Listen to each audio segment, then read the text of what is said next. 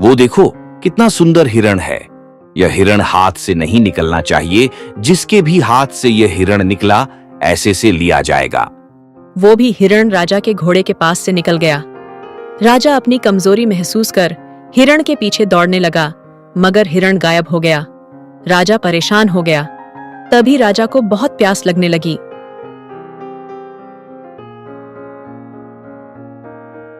ऐसा कहकर साधु गायब हो गया और फिर उस कैद में पहुंचा जहां इन लोगों को चक्की पीसने की सजा दी गई थी।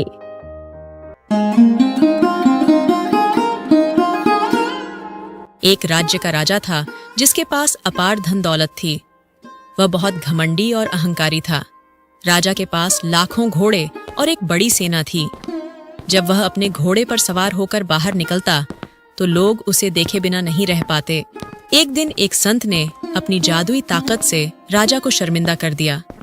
इसके बाद राजा को संतों से नफरत हो गई और वह आम लोगों को भी परेशान करने लगा। वह अपने दरबार में बुजुर्गों को बुलाकर उनसे अजीब सवाल करता था। एक दिन राजा अपने सिपाहियों के साथ अपनी रियासत का दौरा करने निकला। रास्ते में उसने देखा कि दो लोग आपस में बहस कर रहे हैं। राजा रुका और उनकी बातें ध्यान से सुनने लगा। यह जमीन मेरी है, तुमने कभी इसकी देखभाल नहीं की और अब तुम दावा कर रहे हो कि यह तुम्हारी है। ये तुम्हारी नहीं, ये जमीन हमारी है। तुमने इसे छोड़ दिया था और अब जब मैंने इस पर मेहनत की तो तुम्हें याद आ गया कि यह तुम्हारी है। तुमने मेहनत की? तुमने तो इसे बर्बाद कर दिया। मेरे पिता ने यह जमीन खरीदी थी और यह हमेशा हमारे परिवार की संपत्ति रही है। तुम खुद को यहाँ का मालिक समझ रहे हो। मैं तुम्हें नहीं छोड़ूंगा। देखो, ये जमीन किसी की नहीं है जब तक हम इस पर अपना हक नहीं जताते। तब राजा उनकी बातें सुनकर बहुत गुस्से में आता है और सिपाही को हुक्म देता है कि उन्हें बंदी बनाकर राजमहल लाया जाए। फिर ऐसा ही किया गया। इन दोनों को महल में बंदी बनाकर लाया गया। हाँ भाई, क्या बात कर रहे थे? तुम दोनों बड़े ज्ञानी बनते हो। अगर तुम दोनों इतने ही ज्ञानी हो तो मेरे सवालों का जवाब दो। तुम दोनों में से जो मेरे सवाल का जवाब देगा उसे इनाम दिया जाएगा। बताओ, ऊपर वाला जिसने हमें और पूरी कायनात को बनाया है वो कैसा है? उन दोनों में से एक समझदार आदमी ने जवाब दिया, राजा, आप एक गिलास दूध मंगवाइए, फिर मैं आपको बताता हूँ। फौरन से एक दूध का गिलास लाया जाए और उसमें मीठा भी डाला जाए। जब दूध का गिलास लाया गया तो वह आदमी दूध को गौर से देखने लगा। तब राजा ने कहा, क्या ढूंढ रहे हो? मीठा तो डाल दिया है, दूध में और क्या चाहिए? राजा, मैं दूध में घी ढूंढ रहा हूँ, मगर मुझे तो इस दूध में घी नजर नहीं आ रहा। हाँ, मैं तुम्हें अक्लमंद समझ रहा था और तुम तो दूध में घी ढूंढ रहे हो। तुम्हें यह भी नहीं पता कि दूध से घी बनाना है और इसका एक तरीका होता है। दूध से पहले दही बनती है और फिर दही से घी बनता है। आरे नादान! राजन, जैसा दूध से घी बनाने की विधि होती है वैसे ही ऊपर वाले को पाने की विधि होती है। मैं बताता हूँ ऊपर वाले को पाने की क्या विधि होती है। मैं आपको बताऊंगा इसकी प्रक्रिया क्या होती है। दुष्ट, तुम मुझे बताओगे? तुम्हारी इतनी हिम्मत! सिपाही, इन दोनों को कारागार में डाल दिया जाएगा और चक्की पिसने की सजा दी जाएगी। नहीं राजा, हमें माफ कर दो, हमें दंड मत दो, ये जुल्म है। क्या तुम्हें ऊपर वाले का जरा भी डर नहीं है जो अपनी रियाया पर इतना जुल्म कर रहे हो? एक दिन तुम्हें इस पर पछतावा जरूर होगा। लेकिन राजा ने उनकी एक न सुनी और दोनों को कैद में डाल दिया, जहां उन्हें चक्की पीसने की सजा दी गई।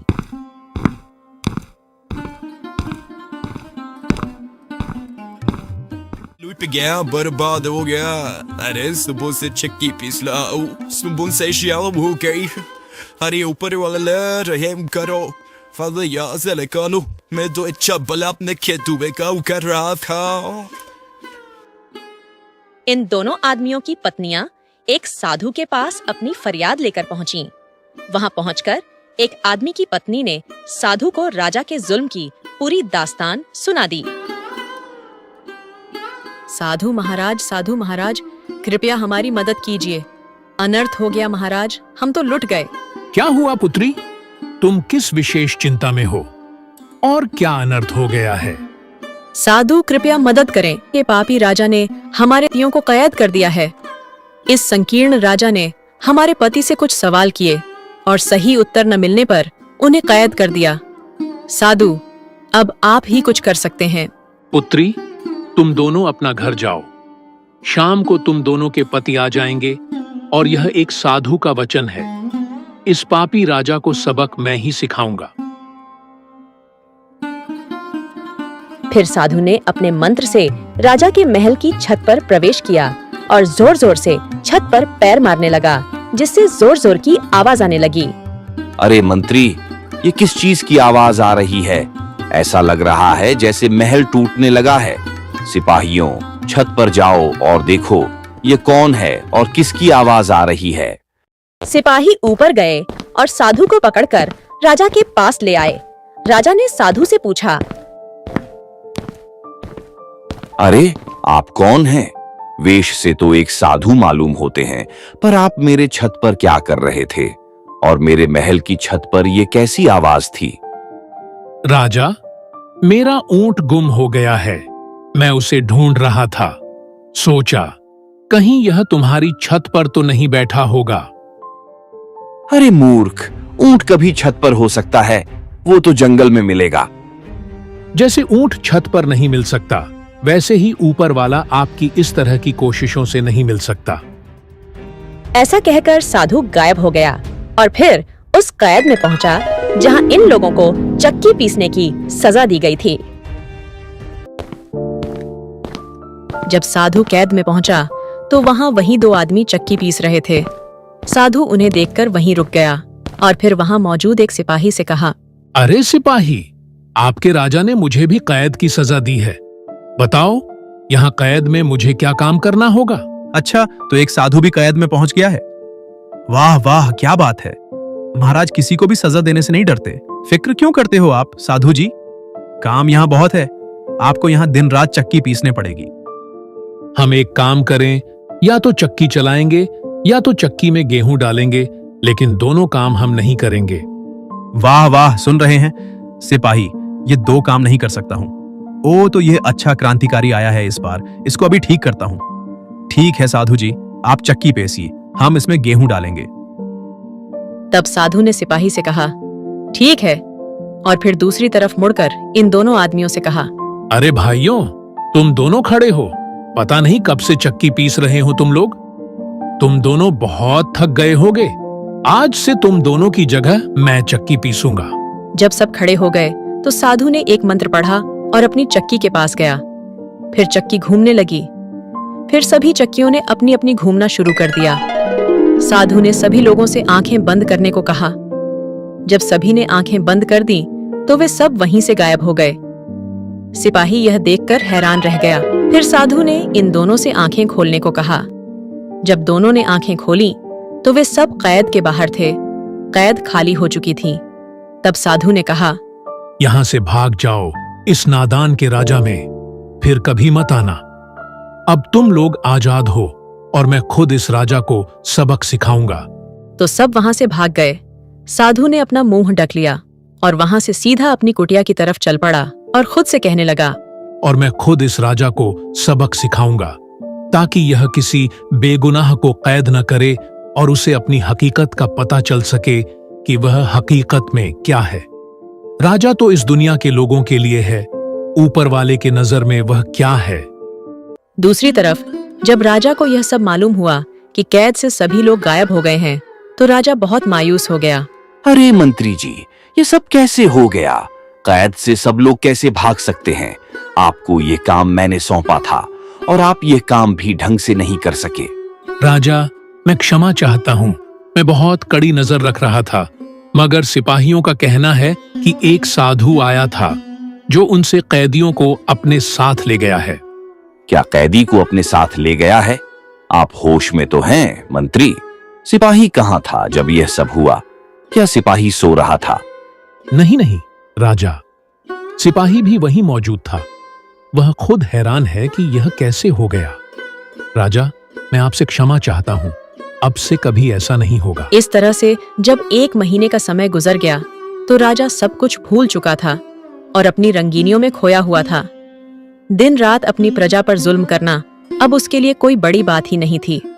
दूसरी तरफ समय गुजर गया तो कुछ दिनों बाद साधु अपना वेश बदलकर राजा के सामने आया और बोला, महाराज, मैं एक अजनबी हूँ, दूसरे गांव से आया हूँ।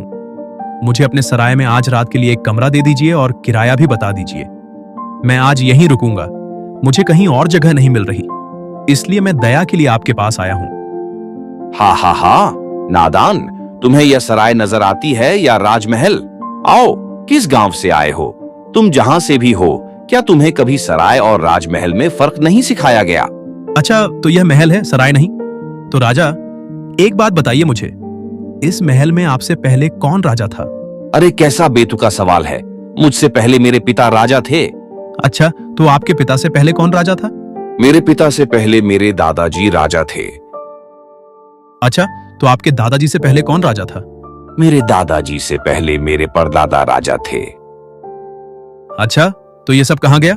कहाँ हैं आपके पिता, दादा और परदादा जी? ये सब अब नहीं रहे इस दुनिया में। नादान राजा, तो फिर आप इस महल में कितना दिन रहेंगे? क्या मतलब? मुझसे तुम ये कैसा सवाल कर रहे हो? मैं जानता हूँ कि एक न एक दिन मुझे भी मरना है। फिर यह सराय नहीं तो तुम ऐसा महल समझते हो? जब यह सब तुम्हें मालूम है तो तुम्हें नहीं पता कि तुम्हें भी यहां से जाना है। जैसे मैं एक रात ठहरने के लिए तुमसे अनुमति ले रहा हूं, तुम भी कुछ दिन की अनुमति लेकर यहां आए हो। नादान राजा, तुम भी कुछ दिन के ही मेहमान हो इस महल। इतना कहकर वह पुरुष साधु के रूप में आया, फिर अंतर्ध्यान हो गया और राजा सब देखकर बेहोश हो गया। महल में आकर मच गया। राजा की तबीयत या दृश्य देखकर बहुत खराब हो गए। वह परेशान परेशान रहने लगा। एक दिन उनकी रानी ने उनसे कहा, आपको इस कदर परेशान होने की जरूरत नहीं है। ये सब बातें आप अपने दिमाग से निकाल दें। सब कुछ ठीक है। आपकी शानो शौकत से सब जलते हैं, इसीलिए वे आपको परेशान कर रहे हैं। हमने महल की सुरक्षा बहुत मजबूत कर दी है। अब आपको कोई परेशान नहीं करेगा। 1 महीने बाद जब राजा सब कुछ भूल चुका था, तो वह अक्सर दिन के समय अपने बगीचे में आराम करने लगा। राजा का महमल का बिस्तर भी उसी बगीचे में लगाया जाता था। एक दिन वही साधु, जो अब एक खूबसूरत दासी का रूप धारण कर चुका था, बगीचे में चुपके से दाखिल हुआ। उसने धीरे धीरे बगीचे के अंदर जाकर राजा के महमल के बिस्तर पर बैठकर झूले का आनंद लेना शुरू कर दिया। साधु, जो अब दासी के रूप में था, बड़े मजे से झूले पर झूलता रहा। वह काफी देर तक आराम से झूलता रहा, जैसे उसे किसी बात की चिंता न हो। तभी राजा बगीचे की ओर आता हुआ दिखाई दिया। राजा को बगीचे में आता देख, लगता है राजा बाग की तरफ ही आ रहा है। उसके पैरों की आवाज मुझे यहां तक सुनाई दे रही है। कितना घमंडी राजा है, उसके कदमों के आहत बता रहे हैं। तभी राजा अपने मंत्री से कहता है, अरे मंत्री, तुम कुछ भी कहो, जो मजा मुझे अपने बगीचे में आता है वो कहीं और नहीं आ सकता। राजा जैसे ही अपने बगीचे में पहुंचता है, वहां का दृश्य देखकर हैरान रह जाता है और गुस्से में चिल्लाने लगता है, मंत्री, ये कौन है मेरे बिस्तर पर? किसकी हिम्मत हुई यहाँ बैठने की? लगता है कि ऊंच नीच का ध्यान नहीं रहा। तुरंत झल्लाद और दासी को बुलाया जाए। इसकी ये हिम्मत कैसे हुई कि मेरे झूले पर बैठे? राजा, मैं क्षमा चाहता हूं। इतनी सख्त सुरक्षा के होते हुए यह औरत महल के परिसर में कैसे दाखिल हो गई? तुरंत झल्लाद दासी को बुलाया जाए और इस औरत को उचित से उचित सजा दी जाए। झल्लाद, दासी हाजिर हो और इस औरत को कठोर से कठोर सजा दी जाए। इसे 100 कोड़े मारे जाएं। झल्लाद दासी वहां पहुंची और फिर उसे इधर उधर नहीं देखा। इस बेचारी औरत, जो कि हकीकत में एक साधु थी, पर कोड़े बरसाना शुरू कर दिया। औरत रोती रही, मगर वो दुष्ट राजा हंसता रहा। 1 2 3 4 5 6 7 8 9 10 11 12 13 14 15 16 17 18। फिर वो औरत दर्द से बहुत रो रही थी।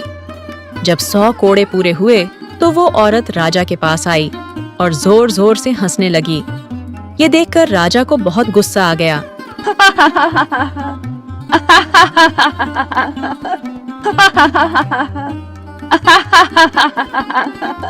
अरे दुष्ट औरत, 100 कोड़े जब तुझ पर पड़े तो तू बहुत रो रही थी और अब तुम हंस रही हो, क्यों? अरे नादान राजा, जब मुझ पर कोड़े पड़े तो मुझे बहुत तकलीफ हुई और मैं बहुत रोई। फिर मुझे याद आया कि जब मैं थोड़े समय के लिए इस बिस्तर पर बैठी थी तो सजा के तौर पर मुझे इतनी तकलीफ मिली थी। अब तुम जो इतने सालों से इस बिस्तर पर बैठे हो तो तुम्हारा क्या हाल होगा, क्या तुमने कभी सोचा है? या सोचकर मुझे हंसी आ गई। ये कहकर वह औरत वहां से गायब हो गई। यह सभी सीन देखकर राजा बेहोश होकर गिर गया। फिर से महल में कोहराम मच गया। राजा बहुत ही परेशान हो गया था। राजा के बार बार बेहोश होने की वजह से सभी बहुत परेशान थे। राजा को अब दान संपत्ति में कोई दिलचस्पी नहीं रही। राजा राजकुल से विमुख होने लगा था और महल के वासियों को परेशानी थी। आप क्यों परेशान होते हैं? आप एक अच्छे राजा हैं। आपको अपनी आखिरत की फिक्र नहीं करनी चाहिए। आप शान और शौकत की जिंदगी जी रहे हैं, इसलिए लोग आपको परेशान कर रहे हैं।